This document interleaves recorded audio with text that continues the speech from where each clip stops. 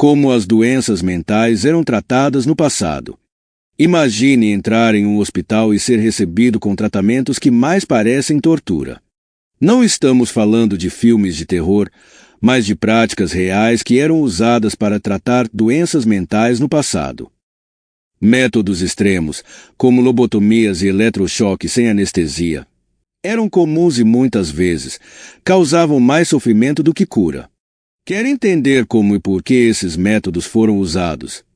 No vídeo de hoje, vamos entrar em um lado obscuro da medicina, explorando os tratamentos psiquiátricos mais perturbadores e dolorosos da história. O caso de Rosemary Kennedy e a lobotomia. Vamos começar com um dos casos mais famosos e trágicos da história. Rosemary Kennedy, irmã do ex-presidente John Kennedy, nasceu com uma deficiência intelectual, o que, na época, foi vista como um motivo para uma intervenção médica. Em 1941, seu pai autorizou 2 cirurgiões, Walter Jackson Freeman e James Watts, a realizar uma lobotomia na filha. Rosemary tinha apenas 23 anos. A lobotomia é um procedimento cirúrgico que envolve a remoção de parte do cérebro na tentativa de controlar a pessoa. Um artigo publicado em um jornal em maio de 1941 elogiava o trabalho pioneiro de Freeman e apresentava a cirurgia como uma esperança para transformar pacientes que eram, entre aspas, um problema para suas famílias e um incômodo para eles mesmos em membros úteis da sociedade. Depois de perfurar o crânio de Rosemary, Freeman pegou uma lâmina e começou a cortar os lóbulos frontais de seu cérebro.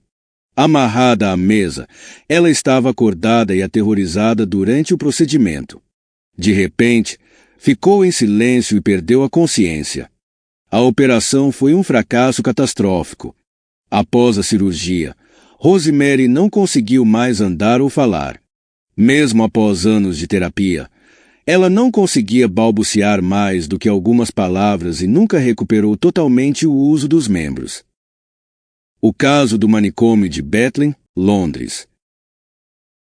Na Inglaterra, o Hospital Real de Bethlehem, mais conhecido como Bedlam, foi um dos primeiros hospitais psiquiátricos do mundo. Fundado no século VIII, o local rapidamente se tornou um símbolo do tratamento cruel e desumano das doenças mentais. Pacientes eram confinados em celas sujas e insalubres, frequentemente acorrentados e expostos ao público como atrações de um espetáculo macabro. Reflexo do tratamento desumano praticado por lá. Os tratamentos incluíam o uso de sangrias, aplicação de banhos gelados e uso de contenções severas.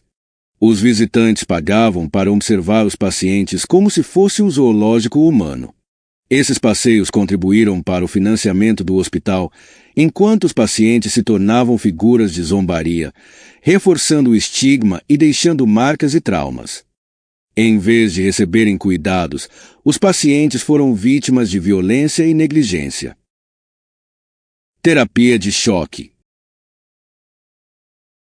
Avançando para o século XX, uma nova prática aterrorizante tomou conta dos hospitais psiquiátricos.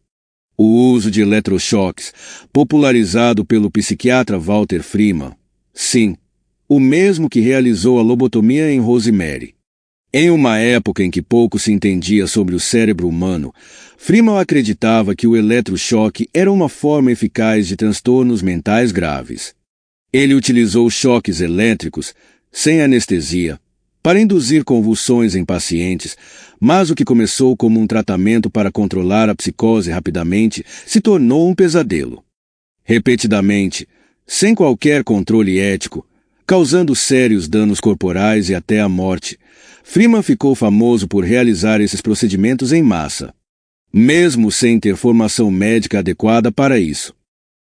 Sangrias e tratamento das doenças mentais no século XVIII. Antes das lobotomias e eletrochoques, havia métodos ainda mais rudimentares.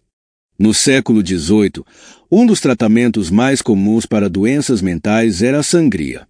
Os médicos acreditavam que o desequilíbrio dos humores no corpo era a principal causa dos distúrbios mentais e, portanto, a solução seria purificar o paciente, retirando uma grande quantidade de sangue.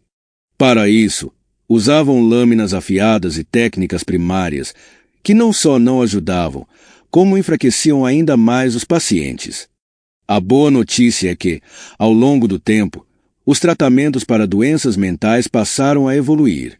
No final do século XX, com o avanço da psiquiatria e da farmacologia, novos medicamentos vieram a surgir, proporcionando alívio aos pacientes. A terapia psicológica também foi ganhando força com a introdução da terapia cognitivo-comportamental, que focava no comportamento e nos pensamentos dos pacientes.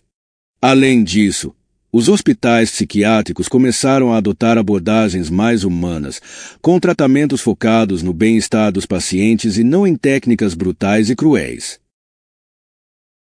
A história dos tratamentos psiquiátricos é sombria e repleta de erros do passado, mas também nos ensina o quanto a ciência e a ética são importantes aliadas.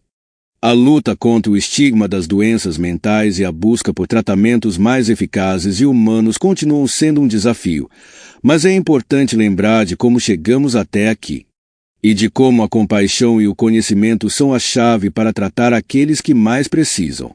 Se você gostou deste vídeo, deixe seu like, inscreva-se no canal e compartilhe com seus amigos.